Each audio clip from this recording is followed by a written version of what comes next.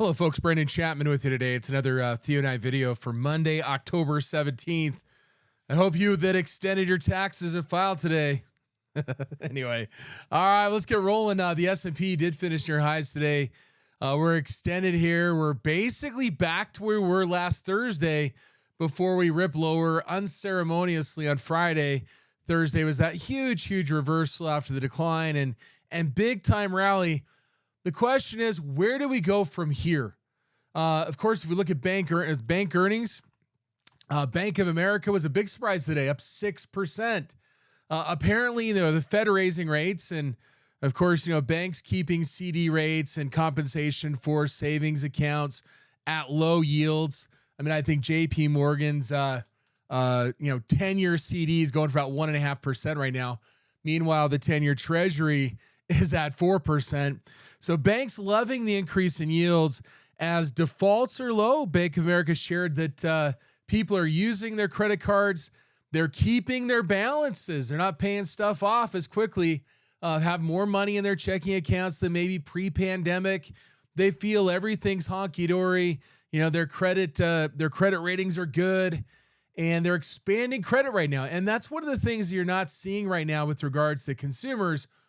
You're not exactly seeing the pullback in terms of the supply of credit. And right now the waters are maybe kind of calm, I guess you could say. And bank earnings are providing this thought process that, hey, maybe we're at a point where the market can rally. Now, here's the deal though. Today there was a very large print.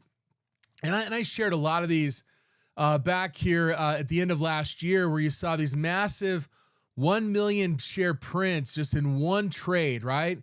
Really in November especially, and it hasn't been as frequent. Now, I'm not watching it every day, but today, interestingly enough, there was a really large print, and you can see this stuff if you're on TOS, thinkorswim, and Trade Flash up here, 2 million, and I don't care, buy or sell, who cares? It's the level that's significant, 366.97. So earlier today, I wrote this line during my session, and look where we finished today. Basically at that level. So what does that tell us about the market right now? We're at a kind of a juncture where the market could see a further short squeeze, and the market may rally to 378, or we guess if we look at the SPX or /ES, maybe we rally towards 3,800, possibly 3,900. Some are saying 4,150 back in September. This is a dicey place where the market is currently. Notice that XLY led the charge today. It's been underperforming of late. It's an area that has high short interest. And so seeing that perform well certainly adds to maybe the prospect that this could be an area to watch. I have a high short interest watch list. But you know what? It's like, man, do you really go back to the well one more time? Stocks like Roblox today. A lot of activity, for example, in Roblox. But, okay, maybe we squeeze to 52, but maybe we rip lower. The hard thing with this stuff is that, you get an update, you pause, you're up, and then boom, right? Here, we get a couple of updates. Maybe you catch it here, you hold on for a few more days, a wide-ranging kind of spinning top, and then it rips lower. It's really hard to kind of take your profits in these kind of companies. And so, so the idea is, do you go back to the well of high short interest names? Uranium, maybe this is one area that you can. Energy Fuels was up nicely today. UEC, weakness last week in CCJ with the plans to get into Westinghouse. Again, that's a very difficult position for it down here. But if we do see some squeeze in uranium plays, okay, maybe those. CGC had some bullish option activity today. Okay, maybe we squeeze the 4 again. But is that where you want to make? Is that where you want to make your make your living? It's really difficult. As we circle back to, let's look at the SPY again. But again, we're back at this level, and okay, maybe we can squeeze to 38, maybe squeeze to 39. But it's a really hard area to go long. But at some point, we are relatively oversold. And as we look at the VIX today, the VIX is still way up here at 31. You look at the VIX 3M plus VIX ratio. We're looking at how much the 3-month VIX is above the spot VIX. We're only at 1.01. We had a decent bullish indication last week with the 3-month VIX being below the VIX skew. And we'll see where skew is updating for today. It did rise on Friday with that decline to about 119, but we're pretty low down here. So this definitely shows a willingness to want to have exposure to the market. And we're at the same time, we're not exactly selling the VIX. So this is one thing where, selling premium. And in fact, Don Kaufman has a class coming up tomorrow on, playing volatility and understanding the dynamics here. And one of the best ways to do it is as a premium seller, but you better be hedged.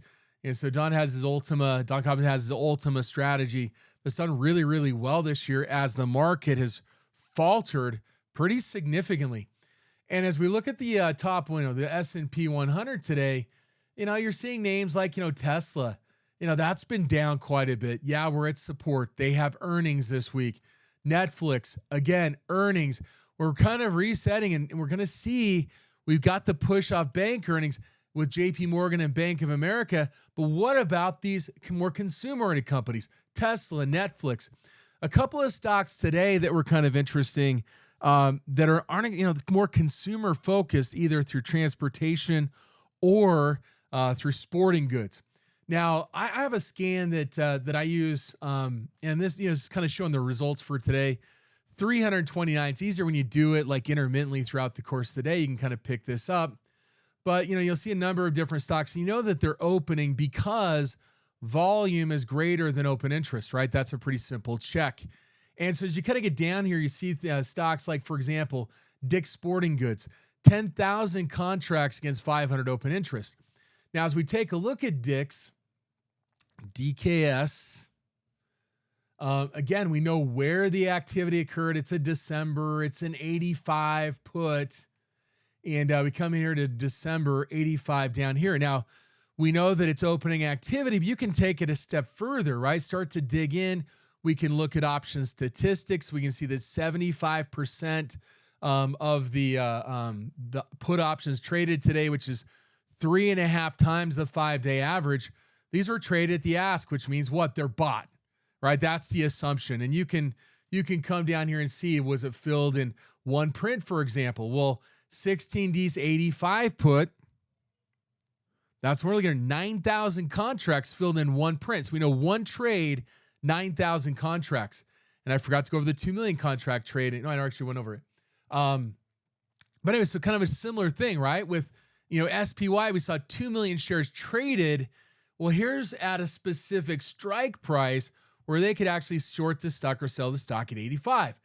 So what does this do? It gives us kind of a sense of direction, right? 16Ds, 85 strike. Now, if we kind of jumped the gun, this was not an earnings play. They already announced their earnings, but we're looking at a stock presently consolidating and what looks like a diamond type of formation. And this is a kind of a neutral type pattern. You're looking for the breakout. But when these breakouts occur, they can happen relatively quickly. And we're looking at maybe this thing going down to 85. Now look at the range, 100 to 120. That's 20 points. You break here at about, 105-ish. Where does that get you? That gets you down to 85. So we get this kind of pattern developing. There's a significant or unusual option trade today, all in one print, looking at downside. Doesn't mean they know something, but somebody's taking a pretty sizable bet that Dick's is going to drop here. People are not buying out of bats or footballs or apparel, whatever it is. We'll see. But look for that break. When it starts to break, we could see a little bit of momentum as we push down here. Gamma's a little less out here in December of 60 days. But this gives you kind of a process. I have a whole class on this subject, but along with this scan, but it gives you a way to be able to find or identify opportunities. For example, CTRA. This is not introduce the earnings stuff, but this is a non-earnings, but CTRA, in light of what happened with Continental Resources today, CLR, let's try this again, CLR, being bought, granted is by a family that owns over 80% of the stock anyway, but, is there going to be consolidation in the energy space? Then you look at CTRA today on that news, stock didn't really move a lot necessarily, but if we catch a bid here, we could see the stock maybe go to push towards 32. But what we did see today, and again, you can see that on the scan in here, right? CTRA, 24 put, 31 call. This is for 18 November, but you come in, you see 7,000 contracts here, 7,000 contracts there. You go down to the time and sales, and let me just reset and clear my filters, I guess, right here. 31 call, 24 put. So what are we doing? We're selling the 24 put to buy through or finance a 31 call. And look at 31. That gives you a near-term kind of idea of where the stock may go. If we push through 31, this could help drive the stock higher in the near term. Maybe we even have a chance of retesting 35. So again, do we start to see a little bit of bullishness in the energy space, assuming that the dollar begins to weaken? Notice today that the dollar index ETF UUP was down about 1%. Let's look at GLD. GLD was up about 0.3%. So if we can see some weakness in the dollar, we may see gold strength. We could see some firming up in the oil trade, maybe flagging at the moment. And of course, oil stocks like, for example, an MRO. So again, these kinds of companies are on the scan in here. Take some time to kind of wade through it and find them. But again, you'll see, again, volumes greater than open interest. It's the 21 oct 28 strike. So if you come into 21 oct 28 strike, you'll see it right here. And again, you can kind of dig in and, okay, what's the composition? We're seeing a little bit above average, 43% at the ask, 29% of the bid. Again, you can dig deeper and kind of identify it's mostly buying activity for this weekly option in here at the 28 strike. So again, 28, we're basically at the prior highs. We start to break through this. We could see 30 to maybe $32. So if you're looking at energy, those are a couple of names to watch that had some significant option activity today. Circle back to transportation. So we looked at Dick's, problematic in terms of the downside, but yet when you look at shipping companies or trucking freight companies, and I don't know what the status of the rail. I mean, suppose there's agreement on the 15th, maybe a vote. Who knows? But what you see right now is that has there been more shipping by virtue of by truck, right? JB Transport Services resistance here is about 168.50, supports down here just below 160. So we got about an $8-10 range here, and so we saw a trade today in JBHT, and there's different things you can do with the scan to kind of massage it to bring in different companies. So you're not going to see this one on here, but again, you can look by sector, by industry, etc. But as you look here, the 170, the 180 for 21 oct, 4 days left. So a bit of a short-term bullish, long call vertical. The skew's favorable. You're buying 65, selling 67%. This one's coming up tomorrow on the 18th after the market close. So if you want to speculate 170, 180 on JBHT, could we see a 10-point move? Well, just look at today's expected move. It's about $10. So to see this go to 175, maybe push to 180 would not be extraordinary. $10 is the expected move. You'd probably anticipate a 175, 176 handle up here would be 177 would be pretty reasonable. That trade maybe gives you a little bit of an indication of direction, whereas the option implied volatility is giving you the expected movement for the week. Similarly in KNX. KNX has been consolidating here. This one's a bit more of like a symmetrical triangle that's kind of forming here with about a 46 to about 51, about a $5 range. If you break 50, that gives you about a 55 target, pretty close to prior highs in here on KNX. And not surprisingly, again, we see today is there's some, again, translating another trucking freight company. You notice in here, for example, the 21 oct this week, $50 strike price. So dovetails with the earnings announcement. This one's coming up on the 19th after the market close. And again, this gives you about a $50 strike, cost you about $1.40, ish on this. But again, your break even's 51.5, close to it. 360 is the expected move, and is 55 an impossibility or moving towards 54, 55? It's not. And so again, the option activity in both these companies indicating for this week's expiration, there's some speculation that there's going to be an upside beat in these two companies, and we start to see more of a bullish breakout. So again, we see that on one hand, there's some bullishness, but there's fear right now as well. I mean, you look at SPY, we're at a key level. And at the same time, what you're seeing with the SPY is that, you come down here into the November expiration, and you'll see that, and this is hard to kind of, it takes some time to kind of get some confidence with, unpacking some of this stuff by looking at the activity. But again, this is for a November expiration.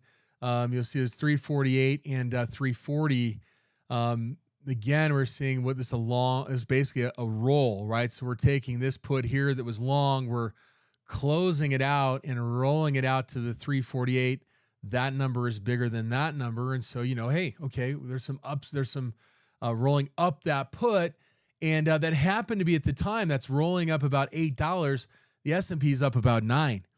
And so, and it wasn't the only one as well. There's even, so Don has his inside hedge that he does with his inflection point spreads.